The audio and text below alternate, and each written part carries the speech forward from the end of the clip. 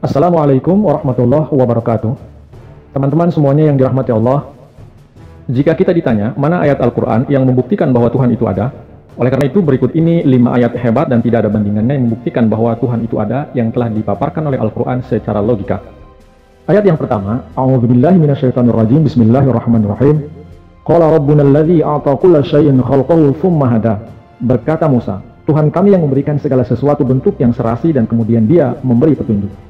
Surat Thaha ayat 50. Jika kita menelaah segala bentuk ciptaan, mulai dari manusia hingga semua makhluk lainnya, baik yang ada di darat maupun di laut, juga burung-burung, semua benda-benda nampak serasi dan sesuai dengan keadaannya. Maka pasti ada yang menciptakan semua keserasian itu, yaitu Allah. Ayat yang kedua, wa anna ila rabbikal muntaha, dan bahwa pada Tuhan engkau terletak keputusan terakhir. Surah An-Najm ayat 42. Perhatikanlah dengan seksama betapa ayat ini dengan kata-katanya yang ringkas telah menjelaskan tentang keberadaan Tuhan. Seluruh alam semesta ini terjalin dalam rangkaian sebab dan akibat, dan tidak ada satupun benda yang ada di dalamnya luput dari tatanan itu. Dan pasti rangkaian sebab dan akibat itu memiliki akhir, maka puncak terakhir semuanya itu adalah Allah. Berikutnya, ayat yang ketiga, la syamsu yanbaghi laha an tudrikal qamara wal lailu sabiqun nahar wa kullun fi falaki yasbahun. Matahari tidak kuasa menyusul bulan, dan tidak pula malam mendahului siang, dan semua itu terus beredar pada tempat peredarannya. Jika dibalik semua itu tidak ada wujud sang perencana, niscaya segala rangkaian tersebut akan hancur. Benda-benda langit itu yang tidak terhitung banyaknya, sedikit saja terganggu, maka seluruh dunia dapat hancur. Betapa ini merupakan suatu kekuasaan yang hakiki, sehingga benda-benda langit itu ada dalam keteraturan dan tidak saling bertabrakan, dan tidak aus, walaupun telah sekian lama bekerja. Sekiranya tidak ada sang penjaga, bagaimana mungkin jalinan kerja yang demikian besar ini dapat berjalan dengan sendirinya dalam waktu yang tak terhitung? Pasti ada yang mengaturnya, yaitu Allah. Berikutnya ayat yang keempat, kullu man 'alaiha fan wa yabqa wajhu rabbika dzul jalali wal ikram. Segala sesuatu yang ada di atas bumi itu akan binasa, dan akan kekal hanyalah wujud Tuhan engkau, pemilik segala kemegahan dan kemuliaan. Surah Ar-Rahman ayat 26 dan 27.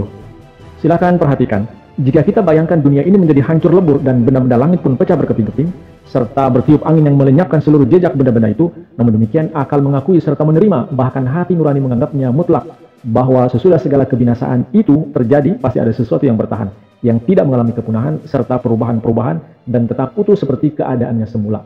Jadi itulah Tuhan yang telah menciptakan semua wujud yang fana ini, sedangkan Dia sendiri, Allah Ta'ala sendiri, terpelihara dari kepunahan. Dan ayat yang kelima, wa idz akhadha rabbuka min bani adama min zuhurihim dzurriyyatahum wa ashhadahum ala anfusihim alastu birabbikum qalu bala syahidna an taqulu yaumal qiyamati inna kunna an hadza ghafilin. Dan ingatlah ketika Tuhan engkau mengambil dari tulang sulbi Bani Adam keturunan mereka dan menjadikan mereka saksi atas diri mereka sendiri, sambil berfirman, bukankah aku Tuhanmu? Mereka berkata, ya benar, kami menjadi saksi. Supaya jangan kamu mengatakan pada hari kiamat, sesungguhnya kami dari hal ini lalai. Surah Al-A'raf ayat 172. Satu ciri khas ruh yang telah ditanamkan Allah dalam diri manusia. Ciri khas itu ialah pada fitrahnya, tiada satupun manusia yang membuat pengingkaran hanya karena mereka tidak menemukan apapun di dalam pikiran mereka. Kendati pun mereka ingkar, mereka mengakui bahwa tiap-tiap kejadian pasti ada penyebabnya. Seandainya rangkaian dunia ini tidak terjalin oleh sebab dan akibat, maka tidaklah mungkin membuat perkiraan bahwa pada tanggal sekian akan datang taufan atau badai, akan terjadi gerhana matahari atau gerhana bulan, atau seorang yang sakit akan wafat dalam waktu tertentu, atau sampai pada waktu tertentu suatu penyakit akan muncul bersama dengan penyakit yang lain. Maka pengingkaran terhadap wujud Tuhan hanya terjadi sebatas kehidupan rendah saja, sebab fitrah yang asli dari manusia adalah dipenuhi pengakuan akan adanya sang pencipta yang esa, yaitu Allah Subhanahu wa Ta'ala. Atau 5 dalil yang membuktikan adanya Tuhan. Tentu saja masih banyak lagi ayat-ayat lainnya, bahkan seluruh ayat-ayat Al-Quran merupakan dalil keberadaan Allah Ta'ala. Semoga bermanfaat. Wa akhiru da'wana alhamdulillahirabbil alamin. Wassalamualaikum warahmatullahi wabarakatuh.